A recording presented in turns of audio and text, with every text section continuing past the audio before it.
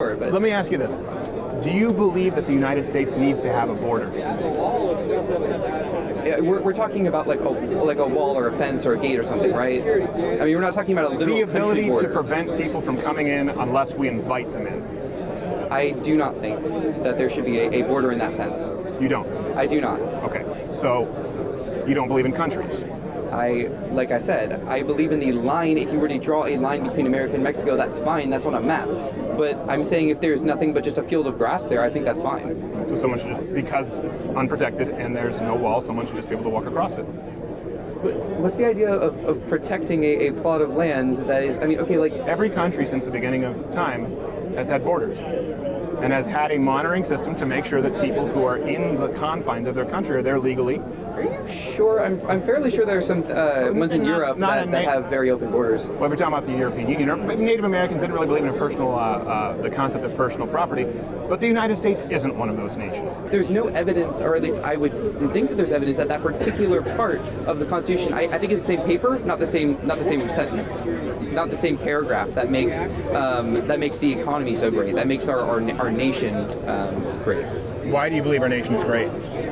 I mean, I don't know. That's not really a topic of discussion here. Well, it is. We're talking about a wall. People want to come here, well, right? Yeah, And okay. it's a national security issue because because more people want to come to the United States than anywhere else in the world. Well, why do you think the United States is so great? Then I guess I'll go back to what I said. The economy. The economy is great. The economy is great. The economy is doing okay. And why do you think that is? I don't know. I mean, again, that's a very multifaceted question. Like, I mean, the economy's fine in Canada. Sure. So then Canada doesn't border Mexico. So people who come from Mexico, I'm sure they would just as. But you think it's just the economy? If they could teleport to Canada, wait, what do you mean? Do you think it's just the economy? I don't know what you're going for here. My point is, you've talked about the great lengths that people will go to get to this country, and I agree with you. But you said you don't want to use the superior rhetoric because for some reason that's racially charged. And by the way, that'll help. Well, I mean, okay. I think we're doing a lot of ring around the rosy here, and I like to laser in on a point where you're saying superior in every way, but you don't want to use the word superior. How is it racially charged to say that America is because there are aspects of America that are superior to aspects of other countries, but to say a country is superior is evoking rhetoric such as like, Germany World War II, right? Talking about how is it not? Because they were saying a race is superior. We are saying a country is superior. It was a set of ideals, a set of laws is superior. By the way, a lot of different races here in the United States, they would all be included in the superior. I don't think it's an apt comparison. Why is it racially charged rhetoric to say that America is a superior country? Well, I mean, I'm not sure it particularly matters that there are so many different races here when, you have like America still being predominantly white. So, I mean, it's still a predominantly white nation. And I mean, like to certainly take much more diverse than most other countries. Fair. Yeah. And I am all for diversity. I'm wearing a shirt that says diversity. Okay. I'm all about diversity in countries, and I think that's a good thing.